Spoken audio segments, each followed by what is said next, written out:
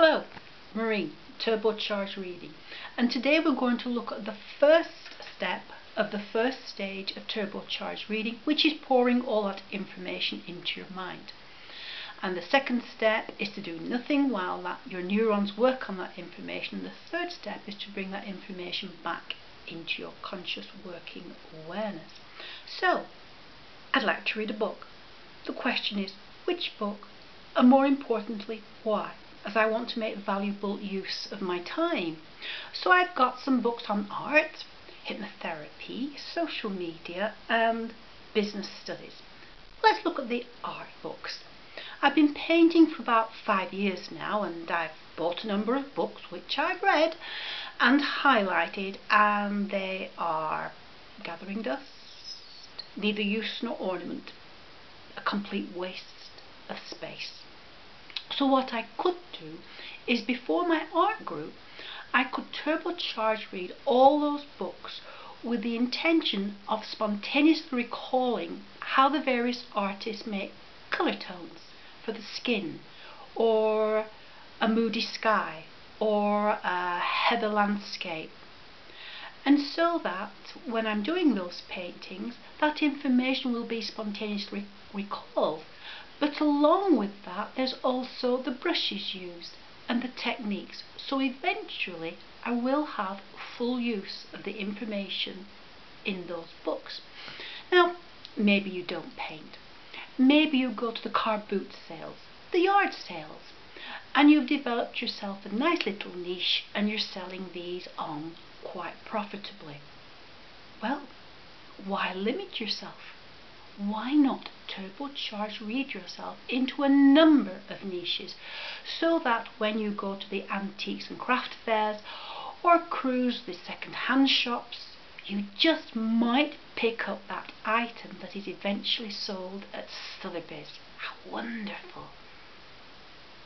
Maybe you're at the end of a career and need to find a new career, or you've been made redundant.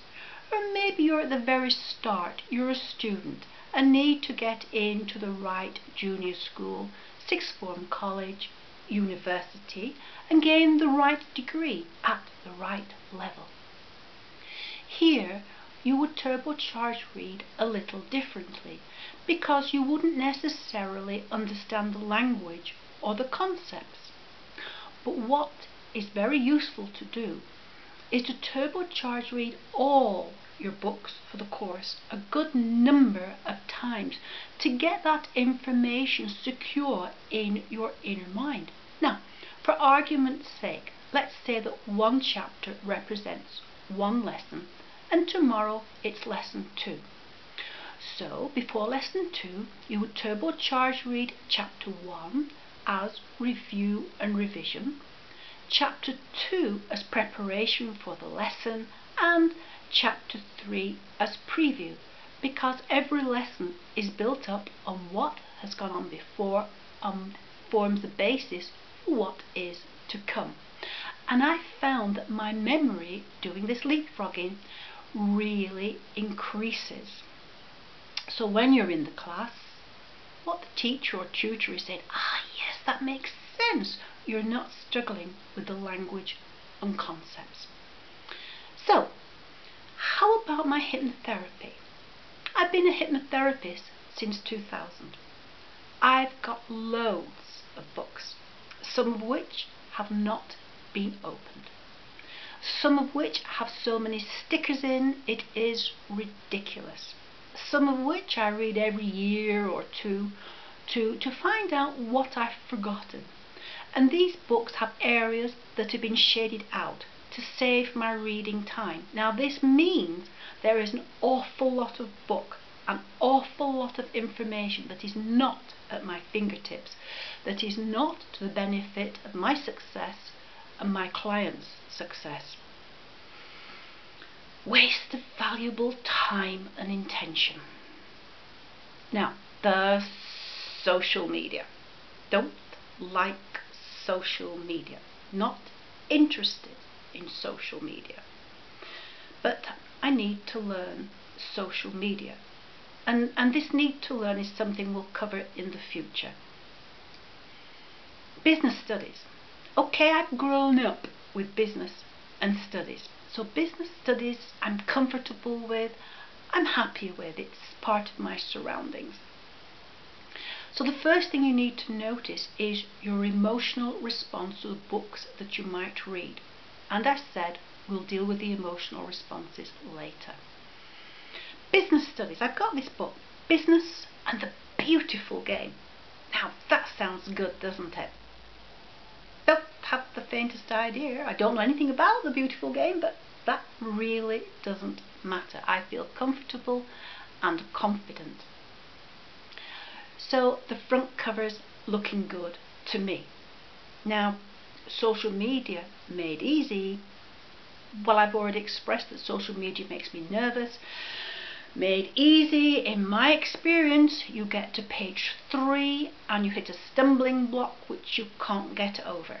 So social media made easy is not looking good to me. The next thing you do is look at the back of the book. And the Business Made Easy, Business and the Beautiful Game, that is endorsed by a football manager. Now he must know all about football. And it's also endorsed by a Tesco manager, and they certainly know about business. So that's looking good. I'll come back to social media in a minute, because next thing to do is to look at the table of contents. And yes, Business and the Beautiful Game. I understand the words, I understand the words in sentences, I understand them as chapter headings. This is at my level. And then I look at how the book has been constructed. And I find that it's got short chapters, good, chapter headings, bold subheadings, and beautiful, a chapter summary. So my real purpose for reading at this moment in time is to learn how to turbocharge read. So short chapters are excellent, bold subheadings are marvellous, and a chapter summary is the cherry on top of the icing. Now then, let's just step aside. If this book was a cookery book, for example, just like The Student, I don't need soups and starters because I can do those. Main course, yes. Dessert, forget it, everybody's on a diet. So I would turbocharge read the whole book, but I would only concentrate on the main course. I don't need to waste my time. And then once I got to the main course section, I would focus further inwards, so making my time more and more valuable. Now, back to Business and the Beautiful Game. If I was to put the name of that book in the middle of a page, spiral out some lines, and at the end of each line put the chapter heading, and then round the chapter heading put all those bold subheadings, and I've got that whole book on one piece of paper, and that's a mind map. The end of stage 3. Now then, social media made easy. Don't like it. It's not in my comfort zone. Looking at the table of contents, don't understand the words. Some of them look pretty clever, and they've got groups of letters. I can't cope with groups of letters. A little bit dyslexic. Groups of letters just totally confuse me. Is this the right book for me? Well, let's look at how this book is formulated. And it's got diagrams and screenshots, and that's supposed to make things easy. It's just that I will notice something in a screenshot that's not explained, and I'll want to know why, and I'll get stuck. And a diagram is a concentrated good few pages. In order to understand the diagram, you have to understand what the diagram is representing. So is this the book for me emotionally? And is this the book at the right level for me? Now then, I almost forgot about the back page, the back cover. It's endorsed by this girl who's heading a social media company. Well, through a dime a dozen. So many people seem to be heading social media companies. And it's also endorsed by a newspaper reporter. And most books are endorsed by a newspaper columnist. Well, am I really being realistic here? Let's just take a few deep breaths and calm down. This girl happens to be a really nice person, ethical, someone I respect and admire. She and her business partner have built a business from scratch, and in 5 years they're not only earning millions of pounds a year, they're the 5th top company in the country and are associated with the really big boys in their industry. She understands social media from the level of someone who can just about switch on a computer.